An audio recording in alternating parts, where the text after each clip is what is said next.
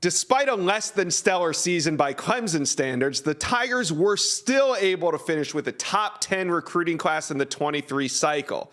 Now Dabo Swinney and his staff have shifted their focus to 2024. But before Clemson kicks into high gear on the recruiting trail, I want to bring on Jeremy Johnson of On3 to discuss Clemson's top recruiting targets for the 2024 cycle.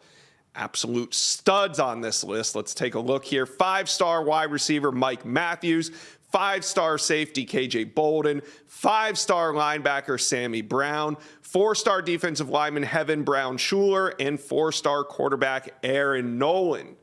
All right, Jeremy, let's start right at the top. 5-star wide receiver Mike Matthews, 6'1", 180 pounds, out of the state of Georgia. What are you hearing when it comes to his recruitment to Clemson? Yeah, I spoke with him the other day, and he really likes Clemson. They are, likely to get a official visit, though he hasn't decided on that as of now. But, they seem to be one of those top 2 or 3 programs that are, going to be in this recruitment, throughout the process. He, really likes their culture.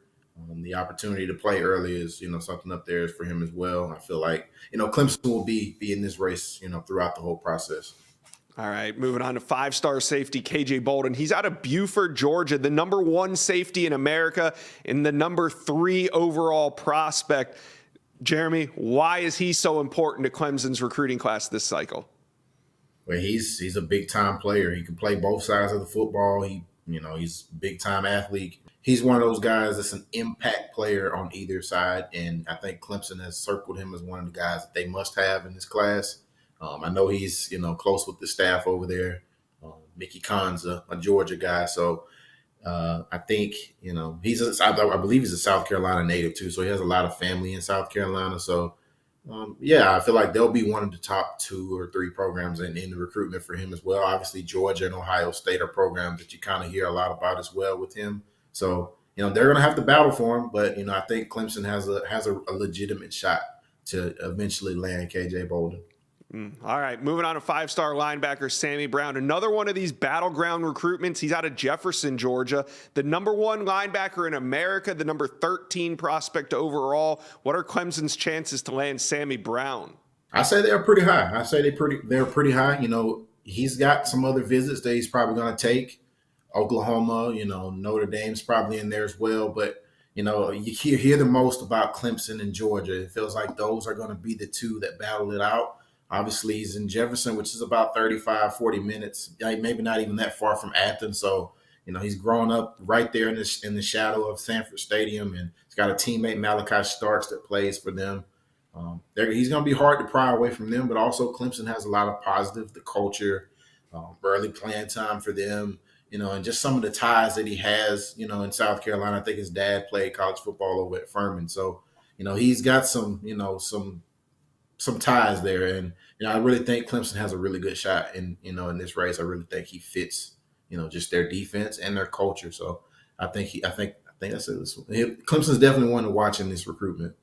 All right, let's go to the Atlanta area where we got 4-star defensive lineman Heaven Brown Schuler, 6'2.5", 300 pounds, number 113 prospect overall.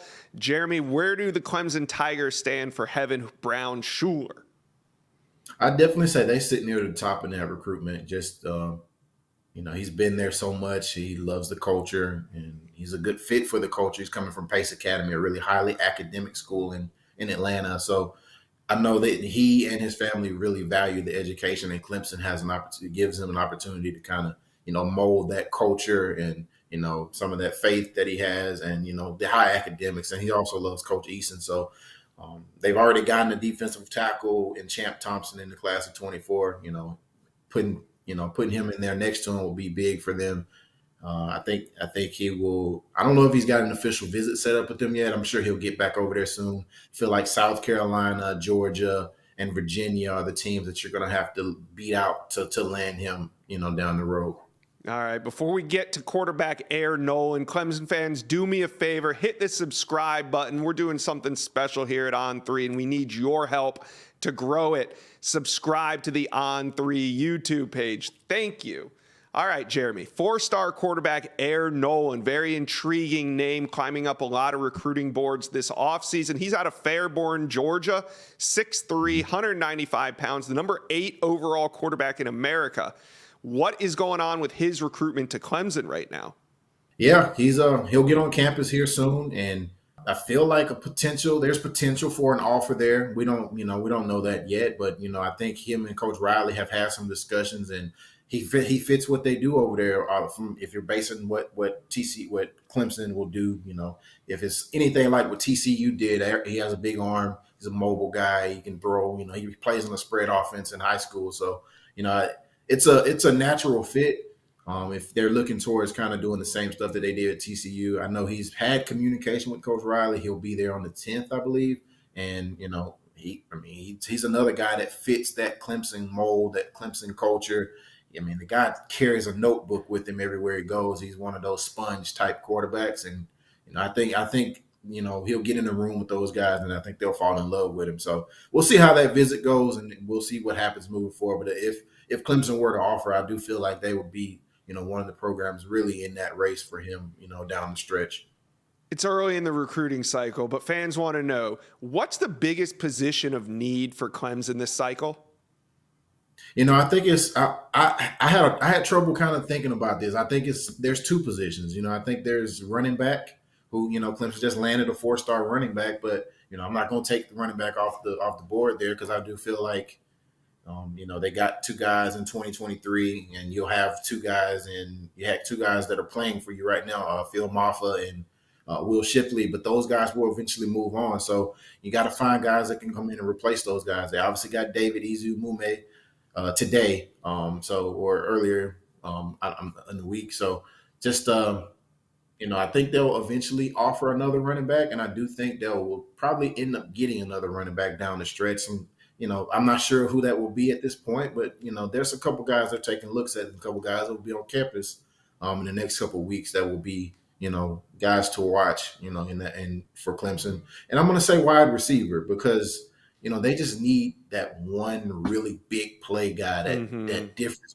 They have Joseph Ngata, but eventually he'll move on and go play in the NFL and have a long career. But you just, they've got the quarterbacks, and they're going to move into this more spread, wide open attacking system.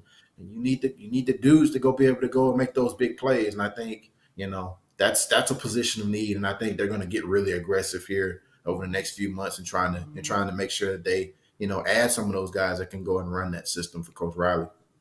All right, the fans want to know, Jeremy Johnson, who is the most important recruit for Clemson in the 2024 cycle? I'm gonna keep the theme going with the wide receivers. I'm gonna say Mike Matthews, just because what we just said. You need that difference maker.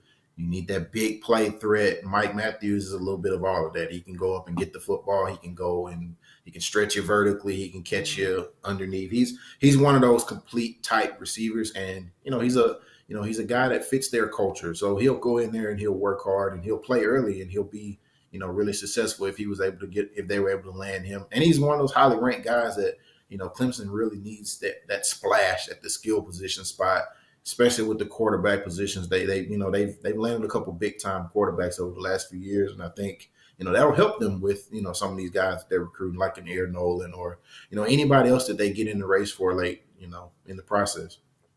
Yeah, Dabo needs that big-time playmaker on offense. He's definitely lacking that. Jeremy, thanks for checking in with us today on the Inside Scoop. Appreciate you. Absolutely. Thank you all for having me.